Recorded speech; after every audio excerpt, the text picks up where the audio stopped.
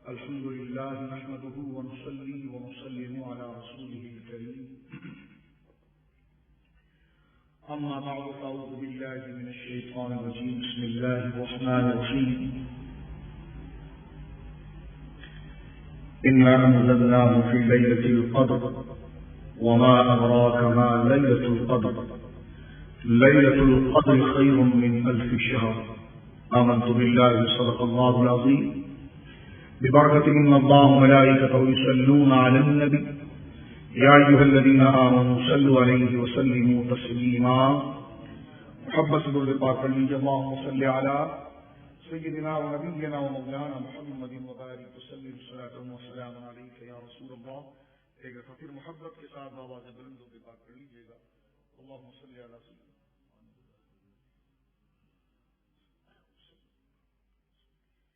اللہ کی حمد و ثنا نبی کریم رؤوف الرحیم صاحب التکریم علیہ الصلاۃ والتسلیم کی بارگاہ مقدسہ میں انتہائی عقیدت اور احترام کے ساتھ جلال و عظمت کے ساتھ اکرام و احترام کے ساتھ درود و سلام پیش کرنے کے بعد تمام تعریف اور تمام تر محاسن و مکارم صرف اور صرف اللہ وحدہ لا شریک کے لیے ہے. عزیزان گرامی رفیقان ملت، رمضان مبارک کا یہ مقدس مہینہ جو اپنے انعامات اور اپنی برکتوں کو ہمارے پر چھماچم برساتے ہوئے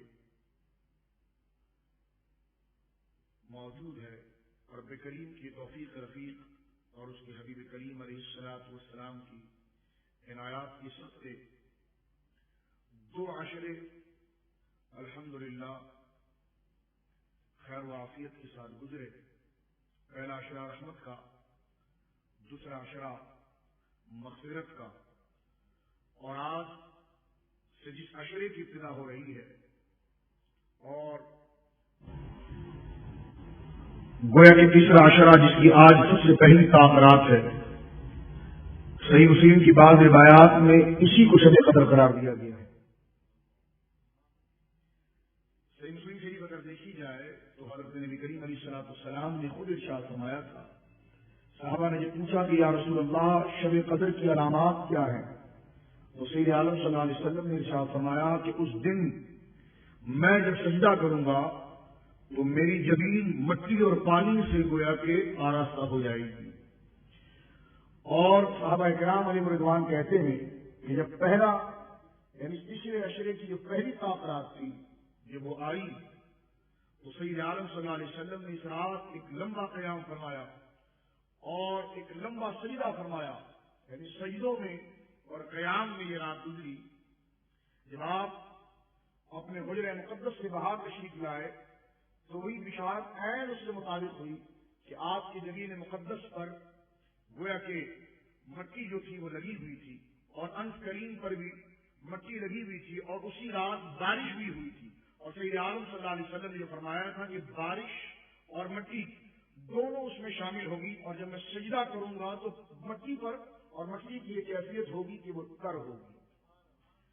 تو اس حدیث پاک کی روح سے جو صحیح مسلم کے اندر موجود ہے اس سے عین واضح علامت یہ ہے کہ وہ 21ویں شب کی صحابہ کہتے ہیں اور آج بھی الحمدللہ رب کریم کی توفیق رفیق سے 21ویں شب ہے.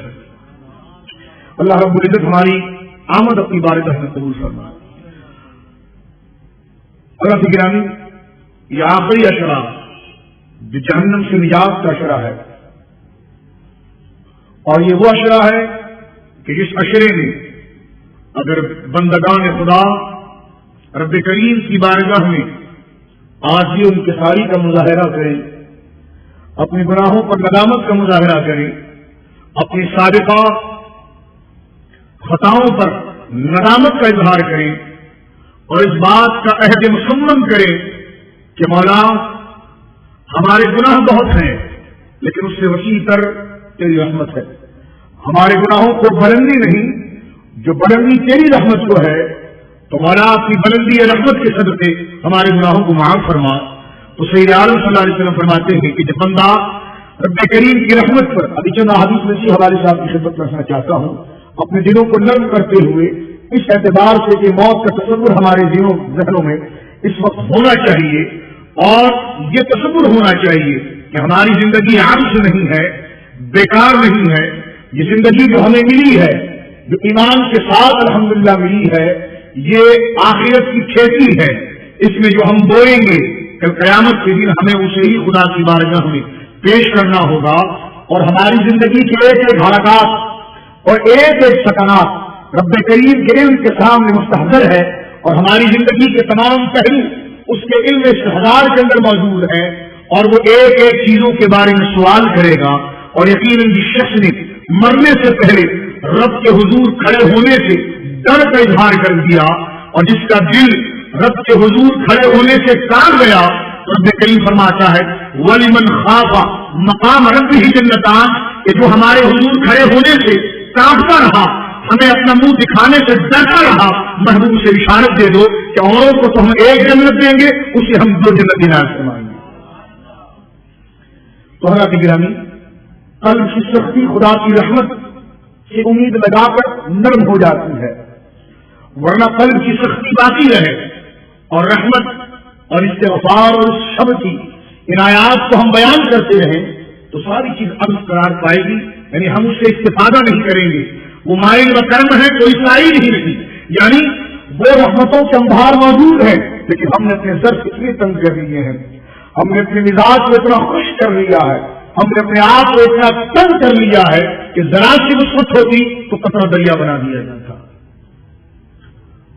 تو میں امید کرتا ہوں، رب کریم کی بارگاہ میں دعا کرتا ہوں کہ مولا میرا بھی شرح صدر فرما، اور جو یہاں پر غیر مسلمان بیٹھے ہیں جنہوں نے اپنا قیمتی وقت یہاں پر صرف کیا ہے، مولا ان کا بھی شرح صدر فرما. اور جس کا شرح صدر ہو جاتا ہے یقیناً ایمان اسی کے دل میں موجزن ہو جاتا ہے اور ایمان اسی میں رچ بس جاتا ہے. اور جس کے دل میں ایمان رچ بس گیا ان شرائع صدر کے بعد وہ رب کی رحمتوں سے امید لگاتا ہے اور ہمیشہ اس کی بارگاہ میں انکساری آجی اور اپنی خطاؤں کو ندامت کے گویا کے کلمات کہتا ہے. اور یہی بندگی کا حاصل ہے، یہی پوری زندگی کا خلاصہ ہے. کاش اس بات کو ہم جو گفتار کے طور پر لے رہے ہیں کاش یہ ہمارے کردار میں تبدیل ہو جائے. حضرت گرامی، یہ مغفرت سے نجات کا مہینہ ہے اور یہ عشرہ جو خاص طور پر ہے یہ جہنم سے برات کا ہے کہ اس عشرے میں جو آخری عشرہ ہے رمضان مبارک کا، اس میں جب بندگان خدا رب کریم کے حضور استغفار کے نذرانے پیش کرتے ہیں تو رب کریم ان کے گناہوں کو معاف کر کے انہیں جہنم سے سبکدوشی دے دیتا ہے اور جنت کو ان کا مقدر اور مسکن بنا دیتا ہے. آئیے ہم دیکھتے ہیں کہ رب کریم کی رحمت اور رب کریم کی عنایات اور اس رب کریم کا کرم ہماری طرف کس قدر مائل ہے. قرآن کریم فرقان حمید میں ایک نہیں متعدد جگہ پر، سینکڑوں جگہ پر رب کریم نے بندوں کی طرف اس بات کی وضاحت فرمائی ہے کہ اس بات کو تم سن لو کہ میں تم پر غضب نہیں چاہتا. اللہ رب العزت شاہ فرماتا ہے سورہ انعام میں اس کی آیت نمبر 12 ہے، فرمایا کتب علی نفسہ الرحمہ، ہم نے تو اپنے ذات کے لیے رحمت کو تجویز کر لیا ہے، ہم نے تو اپنی ذات کے لیے رحمت کو تجویز کر لیا ہے اور ہم نے ازل سے اس بات کو لکھ دیا ہے کہ ہماری رحمت ہمارے غضب پر غالب ہے، ہماری رحمت ہمارے غضب پر غالب ہے. آئیے حضرات گرامی، قرآن مجید فرقان حمید میں وہ آیات بینات، وہ حقیقی گویا کے تصور اور وہ حقیقت جس میں ہمیں یہ پیغام دیا گیا ہے کہ رب کریم کی رحمتیں اپنے بندوں کے کس قدر قریب ہے. اللہ اکبر. یہاں میں روایت آتی ہے سید عالم صلی اللہ علیہ وسلم شاہ فرماتے ہیں کہ رب کریم نے 100 رحمتیں رکھی ہیں. کتنی؟ 100 رحمتیں رکھی ہیں. فرمایا کہ رب کریم نے 100 رحمتیں رکھی ہیں اور اس رحمتوں کے تقاضے یہ ہیں کہ اللہ رب العزت نے ایک رحمت، مسلم کتاب التوبہ میں روایت ہے کہ ایک رحمت، آج آپ دیکھتے ہیں کہ ماں بچے پر کتنی شفقت کرتی ہے، ماں اپنے بچے پر کتنی شفقت کرتی ہے، والدین اپنے بچے سے کتنی محبت کرتے ہیں، اولاد اپنی والدین سے کس قدر احترام کرتے ہیں، بزرگوں کا احترام کیا جاتا ہے. یہ ساری زندگی ایک محبت میں پروئے ہوئے دانے کے مانند ہے، ایک ہار کے مانند ہے کہ حضرات گرامی آج یہ رکھ رکھاؤ ہے، یہ تعلق ہے، یہ اخلاق ہے، یہ سب کا مرکز و محور جو ہے وہ محبت ہے. اگر اللہ لوگوں کے دلوں میں محبت نہ ڈالتا تو نہ والدین کا احترام ہوتا، نہ ان کا ادب ہوتا، نہ شفقت کے تقاضے ہوتے، نہ رحمت کی بات ہوتی، نہ درگزری کا کوئی تصور ہوتا، نہ صبر و استقامت کی کوئی داستان ہوتی. ہر شے حیث ہو کر رہ جاتی. ہر شے کا حاصل یہ ہے کہ رب کریم نے اپنی خلق کے اندر محبت کو رکھا ہے. رب کریم نے اپنی خلق کے اندر محبت کو رکھا ہے. آپ کو سن کر حیرانگی ہوگی کہ وہ محبت جس سے آج ساری دنیا کا نظام برقرار ہے. آج جہاں پر فساد معاشرہ ہو جاتا ہے تو فوراً وہ محبت تجدید وفا کرنے کے لیے تیار ہو جاتی ہے. پھر ہم جا کر معافی مانگ لیتے ہیں اور درگزری کی درخواست کرتے ہیں، توبہ کرتے ہیں، ہمارے والدین معاف کر دیتے ہیں، دوست معاف کر دیتے ہیں، رشتے دار معاف کر دیتے ہیں، عزیز و اقارب معاف کر دیتے ہیں. کسی کو اگر ہم نے ضرر پہنچایا فوراً ندامت کا پہلو ہمارے ذہن میں اور ہمارے دل میں وہ گوشہ نرم ہو جاتا ہے اور اس کی باغڈور محبت کے ہاتھ میں ہے اور محبت ہمیں مجبور کر دیتی ہے اور کھینچ کر اس کے قدموں تک لے جاتی ہے اور ہم جا کر اخلاق کی ایک نظیر پیش کرتے ہیں، معذرت نامہ پیش کرتے ہیں. خلاصہ میرے حضرات گرامی یہ ہے کہ یہ سارا تسلسل اور دنیا کا نظام جو قرار اور سکون سے گزر رہا ہے اس کے پیچھے محبت کا فرمان ہے. اس کے پیچھے مل کر کہیں محبت کا فرمان ہے. مسلم شریف میں یہ روایت موجود ہے. سیدنا ابو ہریرہ رضی اللہ تعالیٰ عنہ کہتے ہیں، مسلم کتاب التوبہ میں روایت ہے، ابن ماجہ کے اندر بھی موجود ہے. اس حدیث پاک کو غور سے سنیں. اس فلسفے کے ساتھ جو میں نے خدمت میں عرض کیا ہے، کاش ہمارے دلوں میں یہ بات اترے اور ہم رب کریم کی رحمت سے اور اس کی ذات سے محبت کریں اور اس کی جانب سے جو خطائیں ہم کرتے ہیں اور ہم اس کے حقوق کی پامالی کرتے ہیں ہم اس سے باز آ جائیں. حضرت گرامی ایک محبت ہے جس کی بنا پر سارے رشتے چل رہے ہیں. زندگی کی یہ ساری ڈگر اور یہ تمام شے جس ڈگر پر چل رہی ہے اس ڈگر کا نام محبت ہے. جس کے اندر یہ تمام رشتوں کو پرویا گیا ہے اس کار کا نام محبت ہے. احترام کے پیچھے جو روح کار فرما ہے اس کا نام محبت ہے. صبر و استقامت کے پیچھے جو انتقام کی بھڑاس کو ختم کرتا ہے اس کے پیچھے محبت ہے. رب کریم کے پیارے محبوب فرماتے ہیں، حضرت ابو ہریرہ سے راوی ہے کہ رب نے محبت کے، رب نے رحمت کے، رب نے رحمت کے 100 درجے رکھے ہیں. رب نے رحمت کے 100 درجے رکھے ہیں اور رحمت کا ایک درجہ اللہ نے مخلوق کو دے دیا ہے. رحمت کا ایک درجہ اللہ نے مخلوق کو دے دیا ہے. انسانوں میں، مخلوق میں کون؟ انسانوں میں، جناتوں میں، جانوروں میں، حشرات الارض میں، کیڑے مکوڑے جو رینگ رہے ہیں، ہر جی روح کے اندر رب کریم نے رحمت کا ایک گوشہ رکھا ہے. اللہ کی گرامی اندازہ لگائیے کہ رب کریم نے 100 رحمتیں بنائی ہے. ایک رحمت محبت کو کائنات میں ڈال دیا تو اتنا عشق اور محبت موزن ہو گیا ہے. سرکار فرماتے 99 رحمتیں اور محبت کے 99 تقاضے اپنے بندوں کے لیے رب نے قیامت کی رکھے. اندازہ لگائیے اب بھی اگر کوئی رب کریم کی رحمت کی طرف مائل نہ اور اس کی بارگاہ میں ندامت کی سوال نہ کرے، ندامت کا معروض نامہ پیش نہ کرے اور رب کریم کی رحمت کو پانے کے لیے اپنے دل کے کاسے کو وسعت نہ دے تو وہ بہت بڑا بدقسمت ہے کہ آج یہ عظیم شخص جو ہمارے سامنے ضیا پاشیاں لٹا رہی ہے، ہمارے اندر گویا کہ اپنے فضائل و مناقب کا سر چشمہ لٹا رہی ہے حضرت گرامی، اور وہاں پہ اشارت کی آ رہی ہے کہ آج جو تم ادب سے بیٹھے ہو ایک دوسرے کو جگہیں دے دیتے ہو، محبت اور اخلاق کا کردار کرتے ہو، یہ تو وہ ایک رحمت ہے جو ہم نے خیرات میں دے دی ہے. آگا کبھی آخرت میں تو ہم تمہیں بتائیں کہ 99 رحمتوں کے تقاضے ہم نے اپنے بندوں کے لیے رکھے. حضرت گرامی آئیے اس رحمت کو دیکھتے ہیں اور اس مغفرت کو دیکھتے ہیں. سورہ ال عمران میں اللہ رب العزت نے آیت نمبر 133 کے اندر ارشاد فرمایا، اس کا بیان دیکھیں اور اس کی خوبصورتی دیکھیں، اس کی فصاحت دیکھیں، بندوں کو مطمئن کرنے کا طریقہ دیکھیں، سخت دلوں کو موم بنانے کا طریقہ دیکھیں. اب وہ کس قدر بدبخت ہوگا کہ اتنے عجیب کلام کو سننے کے بعد، شفقت کے انداز کو دیکھنے کے بعد، شفقت کے انداز کو سامنے رکھنے کے بعد وہ ذات جو مستغنی عن الخلق ہے اسے کسی کی پرواہ نہیں، پھر بھی اپنے محبوب کے سکتے وہ بندوں کو دیکھتا ہے، ان کے طرف کرم کی خیرات دیتا ہے اور ایسے مقدس انداز اور اتنے جاذبانہ انداز میں ہم سے خطاب کرتا ہے. اب بھی اگر دل سخت رہے تو مولا اپنے رحمت کے قطروں سے جہاں وہ بنجروں کو لالہدار کرتا ہے ہمارے سخت دل کی زمین کو بھی ان قطرہ برسا کر رحمت میں تبدیل کر کے نرم فرما دے. قرآن کریم فرقان حمید سورہ نساء کے اندر اللہ ارشاد فرما رہا ہے، آیت نمبر 133 سے 135 ہے. انداز دیکھیں ذرا آپ شفقت کا، کیفیت دیکھیں اور انداز شفقت دیکھیں کس طرح بندے کو مائی کیا جا رہا ہے. فرمایا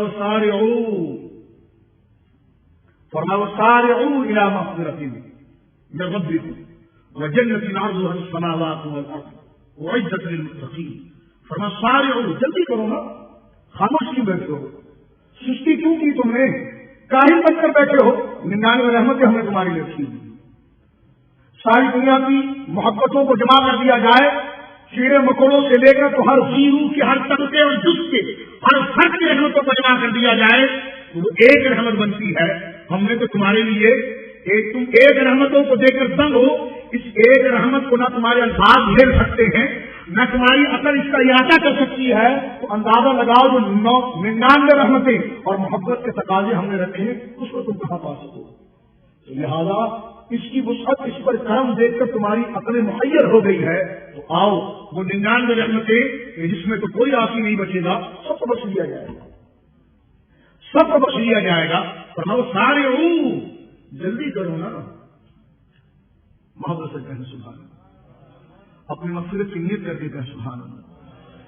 اس لیے سے سبحان اللہ کہیں کہ رب کریم کی توفیق ہماری شامل حال ہو جائے. اس رحمت سے بابا جبل سبحان اللہ کہے کہ ہمارے دل کی زمین سختی سے نرمی کی طرف مائل ہو جائے. فرماؤ سارے کیوں سستی کرتے ہو؟ دوڑو، جلدی کرو. کدھر جلدی کرے مولا؟ فرمایا الی مغفرۃ، اس بخشش کی طرف، اس بخشش کی طرف من ربکم، جو تمہارے رب نے بنا رکھی ہے تمہارے لیے، جو تمہارے رب نے تمہارے لیے سجا رکھی ہے. فرمایا وہ بخشش کا عرض کیا ہے؟ فرمایا وہ جنت، وہ جنت ہے. اور تم جانتے ہو کہ ہم نے اپنی 99 رحمتوں کا جو مظہر بنایا ہے اور جس مظہر کامل کو سجایا ہے وہ جنت ہے. اور تم جانتے ہو جنت کیا ہے؟ قرآن کے ساتھ وہ السماوات والارض، اس کی چوڑائی جو ہے وہ آسمان اور زمین کے برابر ہے. اس کی چوڑائی جو ہے وہ آسمان اور زمین کے برابر ہے. مولا علی جب اس آیت کو پڑھنے لگے تو اشبار ہو گئے، بارگاہ رسالت میں پہنچے. اور آج مولا علی کا یوم بھی چل رہا ہے. یہ اچھا مسئلہ میرے ذہن میں آ گیا. مولا علی نے جب یہ آیت کریمہ پڑھی تو اشبار ہو گئے، دربار رسالت میں پہنچے. اور میرے بھائی نے پڑھا تھا اور بڑا خوب پڑھا تھا، اللہ ان کا پڑھنا قبول فرمائے، کہ قرآن جس پہ اترا وہ سینہ نبی ہے. حضرت علی کا یہ عقیدہ تھا جب اشبار ہوئے آیت کو دیکھ کر کہ جلدی کرو اپنے رب کی طرف بخشش لیتے ہوئے، اور اس کی 99 رحمتوں کا مظہر کامل جو ہے وہ جنت ہے. اور اس جنت کی مقدار یہ ہے کہ اس کی چوڑائی جو ہے، اس کا عرض جو ہے وہ آسمان و زمین کے برابر ہے. اور وہ تیار کیے خدا نے متقیوں کے لیے. حضرت مولا علی رب کی رحمت کو جب دیکھنے لگے، اس آیت کو پڑھنے لگے، اشبار ہو گئے، دل بھر آیا. اور اس کے دربار رسالت میں پہنچتے ہیں اور کرتے حضور جنت کا عرض جو ہے، چوڑائی جو ہے وہ آسمان اور زمین کے برابر ہے، تو حضور کی لمبائی کیا ہوگی؟ حضور اس کی چوڑائی جو ہے وہ زمین و آسمان کے برابر ہے. تو فرمایا اس کی چوڑائی لمبائی کیا ہوگی؟ سیدنا صلی اللہ علیہ وسلم نے فرمایا کہ اس کی لمبائی تمہاری عقلوں سے ورا تھی. تمہارے سامنے آسمان کی وسعت تھی جس کو تم گھیر نہیں سکتے تھے، لیکن اس جنت کی عظمت اور حکمت کو بیان کرنے کے لیے اس سے تشبیہ دے دی گئی ہے. رب کریم فرماتا ہے ایک رحمت ہم نے تمہیں دی ہے اور تم شیر و شکر ہو گئے ہو. 99 رحمتیں ہم نے تم پر رکھی ہے اور تم غافل ہو. سارے الی مغفرۃ من ربکم، فرمایا جلدی کرو اور لے لو اپنے رب سے وہ ساری بخشش.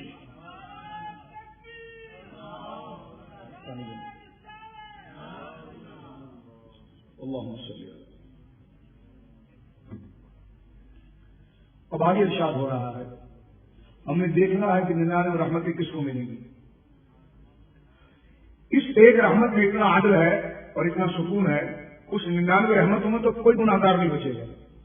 سب کے گناہ دھل جائیں گے انشاءاللہ، سب کے گناہ دھل جائیں گے انشاءاللہ. اسی امید کے ساتھ ہونا چاہیے. سیدنا فرماتے استغفار کرو، راضی کے ساتھ کرو کہ رب نے معاف کر دیا. اگر دن کہیں لوٹے کی طرح ہو جاؤ گے کہ پتہ نہیں معافی ہوئی کہ نہیں ہوئی، فرمایا تم پر رب یقین ہی نہیں ہے تو تمہیں معاف کیوں کرے گا؟ تمہیں رب پر یقین ہی نہیں ہے تو وہ تمہیں معاف کیوں کرے گا؟ فرمایا لیکن جذب ہو جائے کہ تو مولا اپنے فضل کے سب سے معاف فرما سید عالم فرماتے جب رب کو اس کے فضل کا واسطہ دو گے تو تمہارے گناہ پہاڑ کی چوٹی کے برابر، ریت کے ذرات کے برابر، یہاں تک کہ فلک بوس بھی ہو جائے تو اس کے فضل کا واسطہ دو گے، رب تمام گناہوں کو کافور فرما دے گا، ختم فرما دے گا۔ اور فرمایا یہ جلدی کریں اس رحمت کو پانے کی، اس بخشش کو پانے کی جو اللہ رب العزت نے جنت کی صورت میں بنا رکھی ہے۔ اور فرمایا وہ بنایا کس کے لیے ہے؟ وہ عزت للمتقین، وہ بنایا ہے متقین کے لیے۔ اور متقین کا مفہوم تو بڑا وسیع ہے، یہ کون لوگ ہیں؟ تو اللہ نے آگے بنایا، ہم اپنے عمل کا محاسبہ کرتے ہیں، اپنے آپ میں اتر کر دیکھتے ہیں۔ محاسبہ بہت اچھی چیز ہے، طریقت پیری مریدی کا حاصلی احساس ہے۔ جس چیز کے پاس بیٹھ کر احساس پیدا نہ ہو، احساس دلائے تو پھر فائدہ ہی کچھ نہیں ہے۔ بندہ تو ایسی نمازیں پڑھ رہا تھا، تو اصل شے جو ہے وہ احساس ہے، احساس کو بیدار کرنا ہے۔ رب کریم جو فرما رہا ہے کہ ہم نے یہ رحمتیں رکھی ہیں پرہیزگاروں کے لیے، تو پرہیزگار کے مفہوم میں بڑی وسعت ہے۔ رب کریم فرماتا ہے کہ دیکھو ہم بتاتے ہیں کہ پرہیزگار کی علامت کیا ہے، کاش میں اپنے تعلیم میں اتر جاؤں، آپ اپنے تعلیم میں اتر جائیں، محاسبہ شروع کر دیں۔ علامت آ رہی ہے اس کے لیے جو 99 رحمتوں کی خیرات پائے گا۔ پہلا شخص اس میں سے وہ ہے کہ الذین ينفقون فی السراء والضراء، فرمایا ان میں پہلا شخص وہ ہے کہ جس کی علامت یہ ہے، اور جو رحمت پائے گا اپنے گناہوں کو ہم سے بخشوائے گا، جنت اس سے ملے گی۔ فرمایا اس کی پہلی نشانی یہ ہے کہ وہ ہماری راہ میں ایسا خرچ کرتا ہے، ایسا مال دیتا ہے کہ جب اس پر خوشحالی آ جاتی ہے تب بھی وہ ہماری راہ میں دیتا ہے، غمگین ہو جائے، فاقہ آ جائے تب بھی وہ ہماری راہ میں دیتا ہے۔ کسی نے کہا حضرت کل گزشتہ دفعہ تو آپ نے 1 لاکھ روپے دیے تھے، آج 1 روپے دے رہے ہیں۔ انہوں نے کہا جی وہ رقم کی تعداد پر آپ کی نظر ہوگی، وہ تعداد اور ہندسوں پر آپ کی نظر ہوگی۔ میں نے وہ 1 لاکھ روپے بھی اللہ کی رضا کے لیے دیے تھے، یہ 1 روپیہ بھی اللہ کی رضا کے لیے دے رہا ہوں۔ اس وقت میرے لیے فراوانی تھی، میں نے اس کو نہ دیکھا، رب کی رضا کو دیکھا۔ اس وقت میرے پر گویا کے فقر کے عالم ہے اور میرے اوپر گویا کے ضرار کے عالم ہے۔ اس وقت بھی مجھے جو لذت تھی خدا کی راہ میں دینے میں، اب بھی وہی لذت موجود ہے خدا کی راہ میں۔ عدد کو تم گنو، میں رب کی رضا کو دیکھ رہا ہوں، عدد کو تم گنو، میں رب کی رضا کو دیکھ رہا ہوں۔ فرمایا پہلا شخص وہ ہے جو خوشی میں بھی خدا کی راہ میں دیتا ہے، غم میں بھی خدا کی راہ میں دیتا ہے۔ والکاظمین الغیظ والعافین عن الناس، وہ شخص، اس کی دوسری علامت یہ ہے کہ جب وہ غصے میں آ جاتا ہے، نفس جب اسے کسی بات پر ابھار دیتی ہے، نفس امارہ جب اسے کسی پر ابھار دیتا ہے اور وہ کسی مسلمان کو تکلیف دینے کے اوپر آ جاتا ہے، تو سید عالم فرماتے ہیں کہ مجھے کیسا مسلمان چاہیے؟ فرمایا المسلم من سلم المسلمون من لسانہ ویدہ، مجھے ایسا مسلمان چاہیے کہ جس کی زبان سے بھی دوسرے مسلمان کو تکلیف نہ پہنچے اور اس کے ہاتھ سے بھی دوسرے مسلمان کو تکلیف نہ پہنچے۔ تو فرمایا جو اپنے نفسانی خواہشات میں غصہ کرتے ہیں، ایک تو وہ غصہ ہوتا ہے جو اللہ کے لیے ہوتا ہے، جو قتال فی سبیل اللہ میں ہوتا ہے، جو حضرت عمر میں آپ کو نظر آتا ہے، جو مولا علی میں آپ کو نظر آتا ہے، جو صدیق اکبر میں آپ کو نظر آتا ہے، جو عثمان غنی میں آپ کو نظر آتا ہے، جو کربلا امام علی مقام میں آپ کو نظر آتا ہے۔ تو یہ تو وہ غصہ ہے جو عبادت ہے، جو کیا ہے؟ عبادت ہے۔ یہ وہ چیز ہے کہ جو اللہ کا دشمن مومن بندہ اس کا دشمن، جو اللہ کا دوست مومن بندہ اس کا دوست۔ الحب فی اللہ والبغض فی اللہ، کہ محبت بھی اللہ کے لیے ہوگی اور دشمنی بھی اللہ کے لیے ہوگی۔ فرمایا نفس کے تقاضوں کی بنا پر جب انہیں نفس ابھارتا ہے تو فرمایا وہ اپنے غصوں کو پی جایا کرتے ہیں، اپنے غصے کو پی جایا۔ حضرت عمر رضی اللہ تعالیٰ جا رہے تھے، ایک شخص دوڑتا ہوا سامنے سے آیا اور اس کی ٹکر آپ سے ہو گئی اور اس نے آپ کی شان میں سخت نازیبا الفاظ کہے۔ اسے پتا نہیں تھا کہ حضرت عمر ہے۔ جب اس نے غور کیا یہ حضرت عمر ہے تو ڈر گیا اور ہاتھ باندھ کر کہنے کا حضور معاف فرمائیے۔ وہ عمر جو سر اتار دیا کرتے ہیں، یہ نفس کی بات تھی۔ فرمایا تو میرا بھائی ہے، کوئی مسئلہ نہیں، کوئی مسئلہ نہیں، تو میرا بھائی ہے۔ اور یہ سیدنا عمر رضی اللہ تعالیٰ عنہ وارضاہ ہونے کی شان کو شاعر مشیر نے بیان کیا کہ مومن کی شان کیسی ہونی چاہیے۔ وہ ہلکا یاران تو بریشم کی طرح نرم، رزم حق و باطل کو فولاد ہے، کہ جہاں باطل کا مقابلہ ہو جائے وہ اللہ کی رضا کے لیے अदाए कलमतुल हक के लिए, दीन की सरबलंदी के लिए, रब की खुशनुदी के लिए उसके दुश्मनों पर गजब करता है। और ये गजब, ये बुग़्ज़ सरासर इबादत होती है, लेकिन जब उसके बंदे उससे मिल जाते हैं, उसकी राह से भटके उभरे क्यों ना हो, और उसमें अगर कोई नफ्स का तकाजा हो जाता है और उससे वो दरगुजरी करता है, तो रब करीम फरमाता है यही उसकी अलामत है कि वो खुदा की राह में खर्च भी करते हैं, हमारी राह में खर्च भी करते हैं, और जब नफ्स हमारा उन्हें उभारता है नफ्स के तकाजे के तहत जो उनकी जात से मुतल्लिक होता है, तो फौरन उन्हें रब याद आ जाता है और वो उसमें गुस्से को पी जाते हैं। वल्लाहु युहिब्बुल मुहसिनीन, अल्लाह ऐसी नेकी करने वालों को पसंद फरमाता है, अल्लाह ऐसी नेकी करने वालों को पसंद फरमाता है। आगे के दूसरे जुमले सुनिए इस आयत करीमा की, जो गोया कि इस मौजू को और निखारते हैं। फरमाया हमारे बंदे ऐसे हैं और